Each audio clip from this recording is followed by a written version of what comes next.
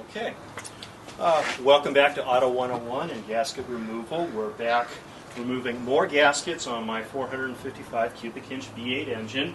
As you can see from the last video, I've flipped the motor around on its engine stand, so now the oil pan is facing up, the block is facing down, and what we're going to do for this session is remove 4 different gaskets. The first and largest will be the oil pan gasket. Again, this is the oil pan. There's a gasket that runs along the rail here on the opposite side, and there are 2 neoprene gaskets on either end. Secondly, we'll remove the fuel pump gasket. This is the fuel pump. Thirdly, we will remove the oil adapter gasket, which goes between the oil adapter and the engine block. And finally, we will remove the water pump. Again, in terms of gaskets that I have replaced in the past, the oil pan gasket I replaced when I replaced the timing chain on this motor. I replaced the timing chain at approximately 125,000 miles. This motor now has 326,000 miles on it, so this gasket right here has approximately 200,000 miles on it. I have also replaced this fuel pump gasket in the past, although I can't recall when, but it probably is at least 100 to 150,000 miles old. Water pump, like clockwork, I have replaced this water pump and hence replaced the gasket about every 80,000 miles.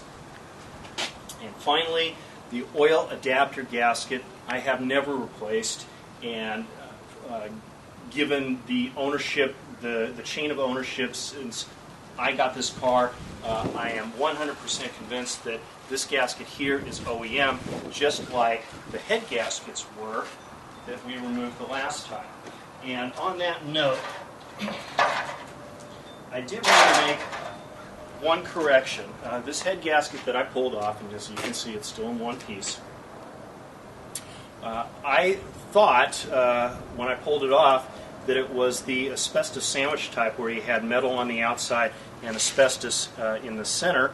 As it turned out, upon closer inspection, this is a 100% metal gasket. It's embossed steel, very much like the gasket for the intake manifold. 100% embossed steel. There is no asbestos gasketing material whatsoever. So, in any what that tells me is, at least in 1970, I don't know of any other year, but in 1970, GM on their newly built engine blocks were installing stamped steel head gaskets. So there you go. Learn something new every day. Let's move on to the oil pan.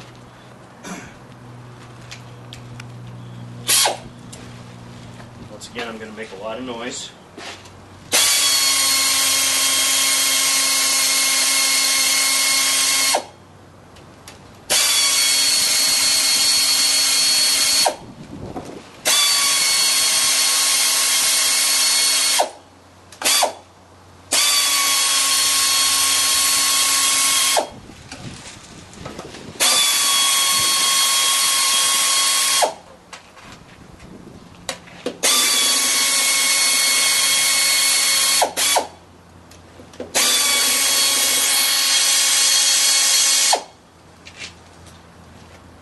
Once again, it is so much easier when you have the benefit of an air wrench.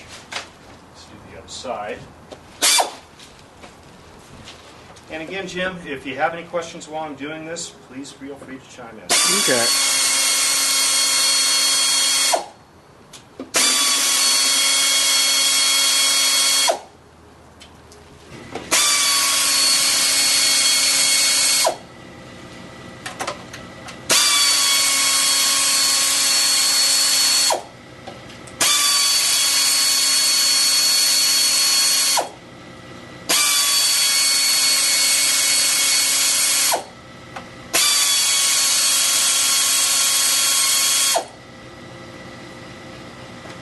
These were 3/8 inch bolts, but the oil pan also has 4 9/16 inch bolts. So I have to switch half inch.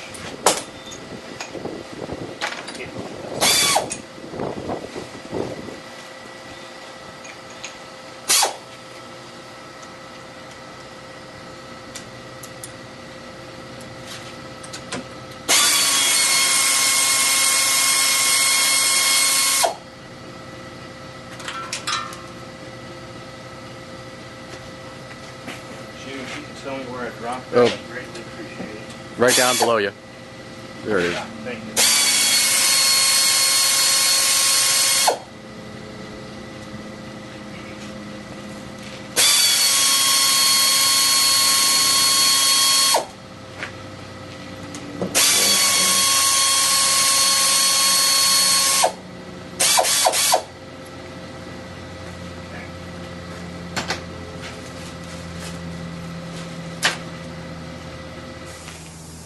It's always a good thing to check and see to make sure you got all the bolts up. Here's what I have.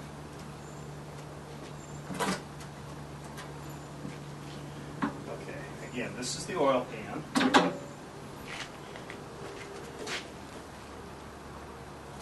Fairly clean. I don't know if the camera can distinguish too greatly. But anyway, again, always a good idea, change your oil every 3,000 miles. I don't care what the owner's manual tells you.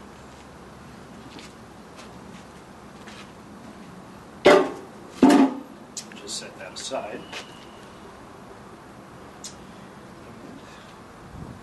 Get my trusty gasket removing knife.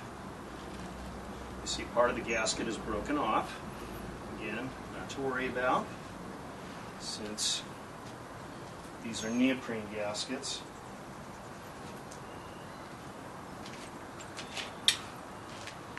But yeah, part of the gasket is broken off right here. Just get it nice underneath. And yeah, this gasket, unlike all the other ones, is probably going to be difficult. But again, it's neoprene. It's heavily worn.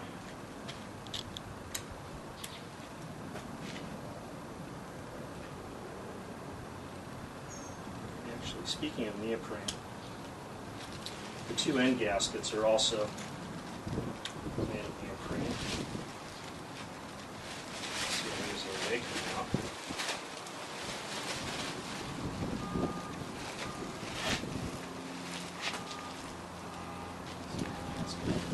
As best we can.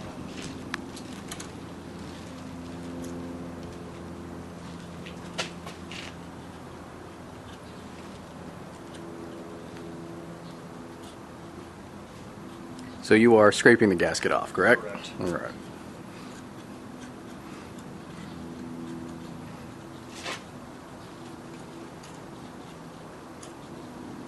And I'm endeavoring to get the gasket material to land outside the edge block as opposed to the inside of the edge block. Doesn't always happen, but I'm going to be pulling this apart anyway and cleaning everything up before it goes back in the car. And do you have any concerns about scoring the metal surface with a knife? Not with the knife. Okay. Again, I know some use wire brushes to clean the surface. That's fine. Some use wire brushes connected to some sort of motorized device. Yep. And again, so long as the wire is softer than the metal, you're okay. If it's a hard steel wire brush, you could actually ruin the sealing surface, and whatever new gasket you put on won't do the job.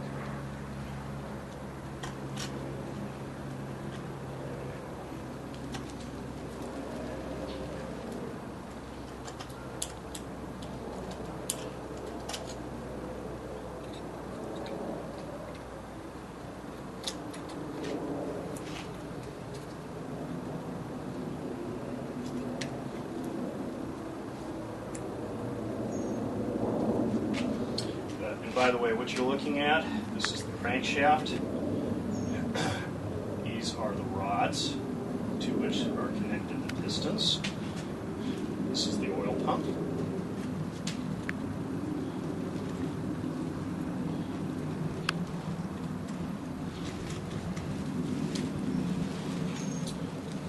Actually, this was so greasy and oily. I was thinking this is a neoprene gasket. It's a paper gasket. Were these gaskets for the oil pan ever made of asbestos? Not To that your I'm knowledge. aware. Okay. You'll get people telling you that every engine gasket is made of asbestos. But again, as far as I'm aware, only tailpipe, exhaust manifold, head gaskets, and some intake manifold gaskets are made of asbestos. And typically, the intake manifolds that are made of asbestos are on inline 6-cylinder engines where you have an intake port, exhaust port, intake port, exhaust port, all in line, and so the gasketing material is essentially the same as that for an exhaust gasket, where you've got embossed metal on one side and asbestos gasketing material on the other side. But again, this engine is typical of most V8s that I have seen, where on a V8 engine, the intake manifold is made of embossed metal. Sometimes when hot rodders replace their intake manifold with an aftermarket one, perhaps some people listening to this tape have heard Anelbrock, which makes aftermarket intake manifolds out of aluminum as opposed to cast iron. Oftentimes, the gasket that you will use to mate the aluminum to the cast iron will also be made of asbestos, or potentially just compressed paper, what I'm dealing with right now. Vegetable fiber.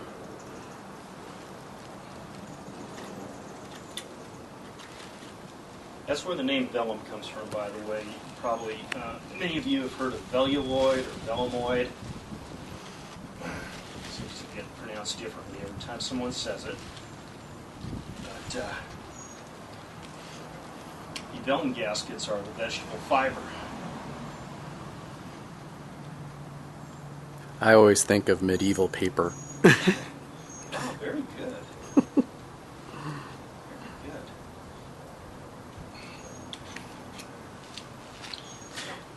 So you could also do this with like a box cutter, the gasket scrape, the other gasket scraper you had too, right? From the last time? Yeah, I mean, I use my razor scraper. Okay. But I could use that. Okay. I'm in the way of the camera. So, But 6 of one, half dozen of the other. 6 of one, half dozen of the other. And honestly, for purposes of this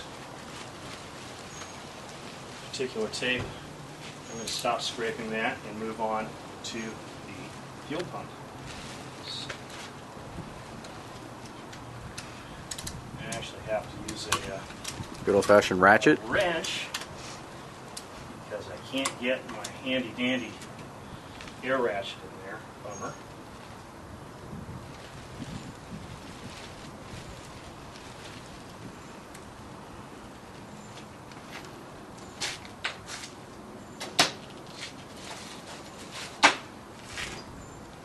Can't get this on this.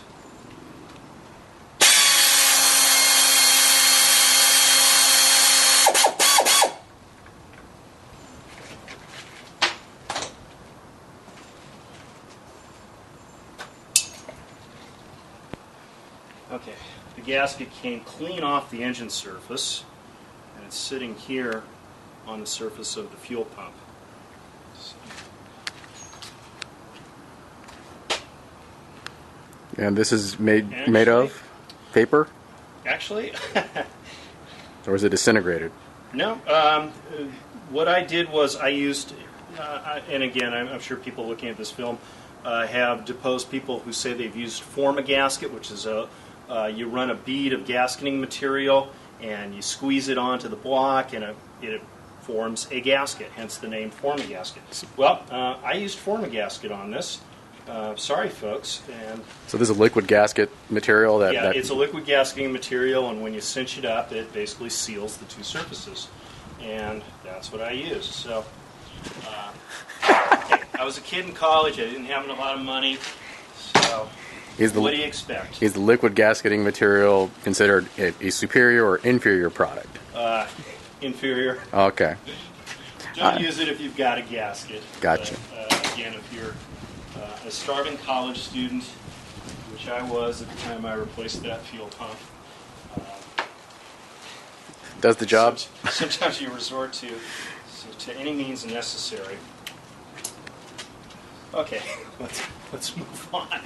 That was easy. And actually, I could use Formagasket on the oil pan had I wanted to.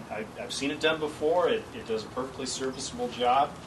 But whenever it was I replaced that oil pan, like I said, that was about the time I replaced in fact, I know it was when I replaced the timing chain on this engine.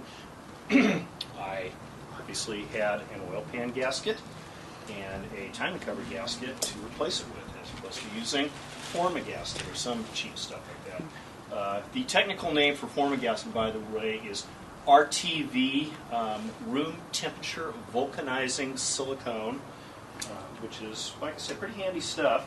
You know, use it when you're in a pinch, but it's no substitute for a proper gasket. I don't care what anybody says. Did the liquid gasket material ever have asbestos in it? Not that I'm aware of. Nope. And if it did, it wouldn't be friable.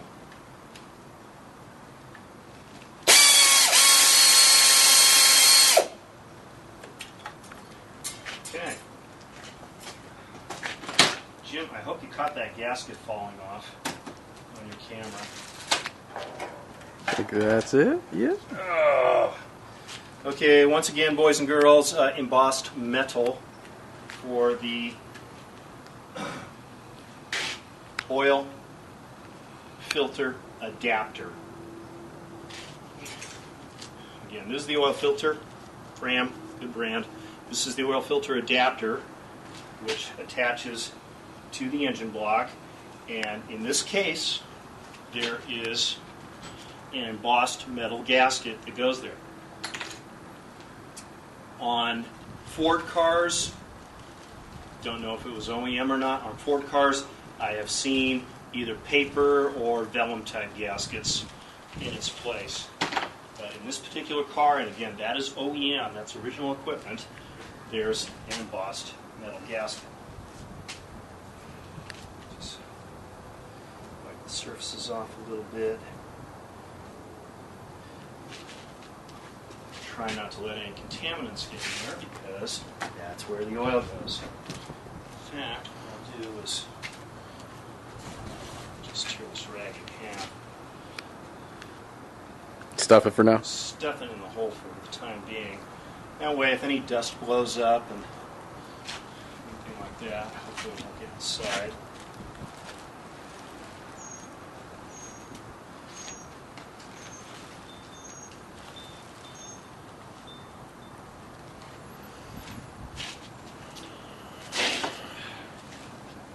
Let's see if I can get this neoprene front gasket off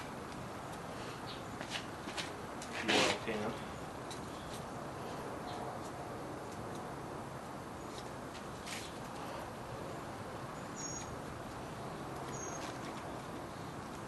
And again, we're talking about somewhere in the neighborhood of a couple 100,000 miles on this gasket. Which again is neoprene.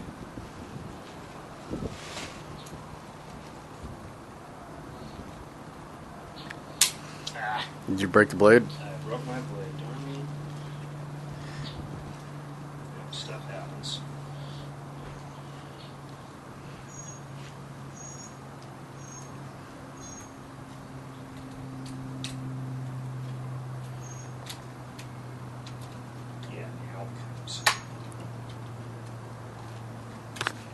Et voila, one piece.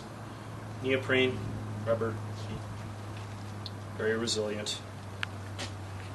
That goes in the front of the timing cover, and there's one just like it on the back here.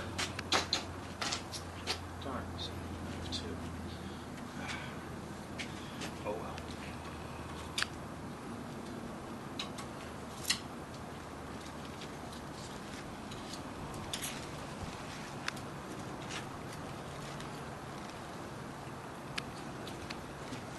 I'll get to that one because I got to move on to the water pump.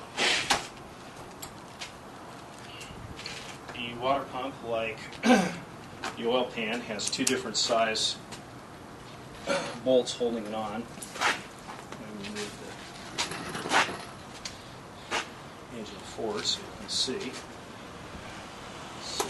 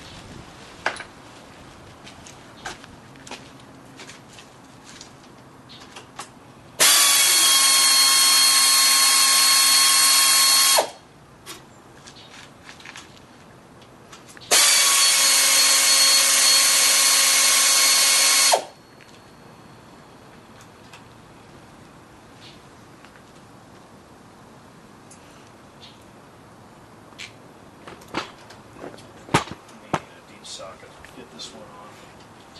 Shall see.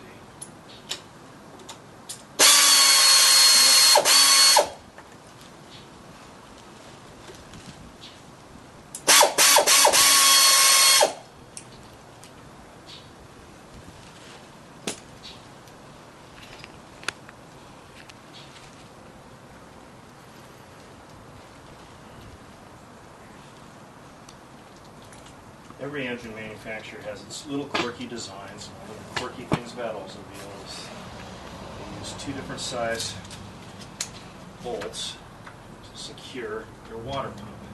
Don't ask me why. I have no idea.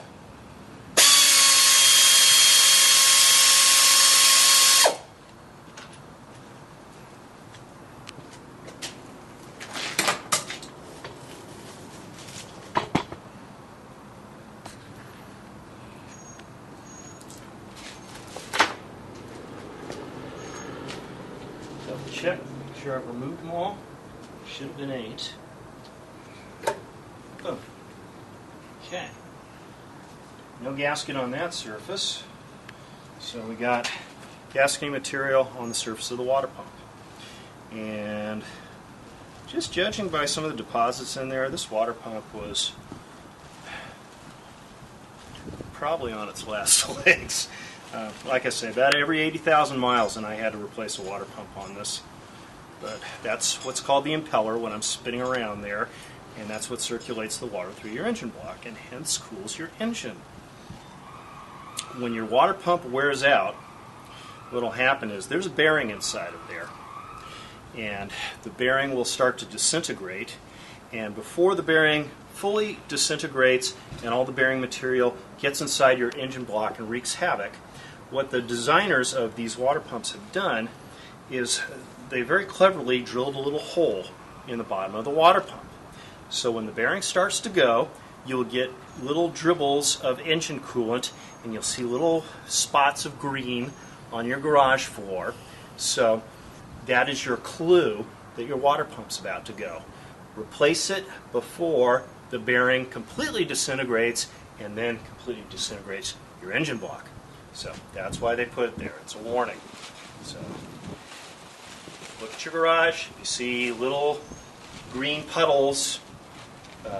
Check out the water pump. See if it's not time to change it.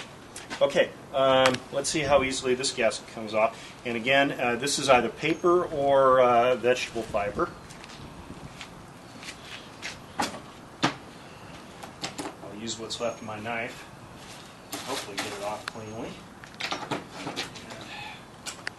Jim, are you going to be able to... Zoom is great. Zoom is my friend. Zoom works? Zoom works. Great.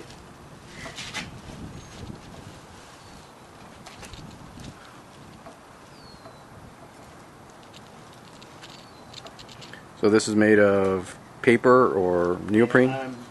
Best guess, what I'm looking at right now is paper. Okay. And basically the water, when it goes through at this stage, is basically cold or ambient? Well, when the engine's running, water is usually going through your motor at anywhere from, say, 180 to 240 degrees, give or take. Okay. So, as you can see, this is coming off in pieces. No surprise there. Yeah. To your knowledge, did any water pump gaskets ever contain asbestos? Not that I'm aware of. Okay.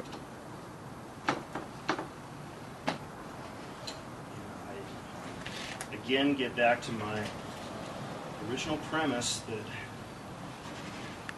head gaskets, exhaust manifold gaskets, sometimes intake manifold gaskets, and exhaust donut gaskets are primarily those that contain asbestos.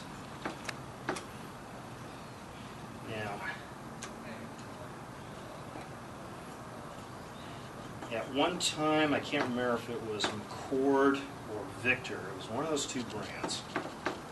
They were marketing something called asbestoprene. By its name, you might gather that it was a mixture of neoprene and asbestos. I have never seen asbestoprene anywhere in practice, and the only place I have seen the name is in advertisements way back when.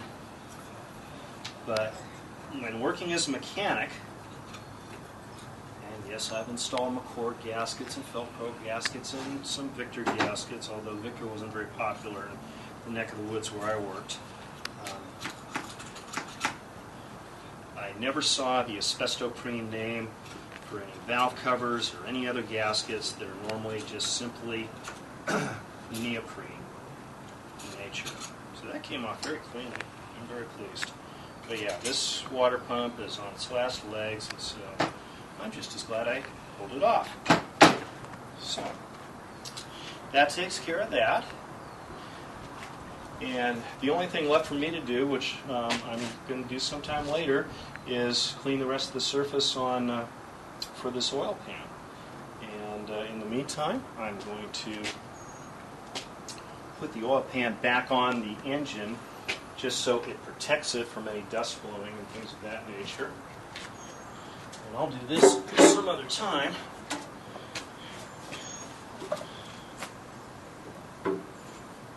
When I have more time on my hands. Anyway, there you go, folks. Any last words? No, I was hoping you'd have a question that I could answer for you, Jim. But, No, I think... I try and anticipate all these questions, but I usually leave that up to my Auto 101 class because as I start talking, questions start coming on, but it's like, oh yeah, I forgot to tell you about that. Yes, great question. But anyway, thank you very much. That's all.